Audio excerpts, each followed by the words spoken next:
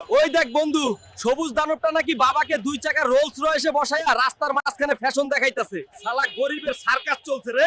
শোন, আজ যা করছিস সব মনে রাখছি। এই রাস্তা দিয়েই একদিন বাবাকে রোলস রয়েসে বসাইয়া ঘুরাবো, তারপর তোদের গর্ব আর হাসি সব ভেঙে দেবো। স্যার, আপনিই বক্সিং এর ফাইটের লোক বাছেন স্যার, আমাকেও খেলতে দেন প্লিজ স্যার, একটা সুযোগ দেন, আমি প্রমাণ করে দেখাবো।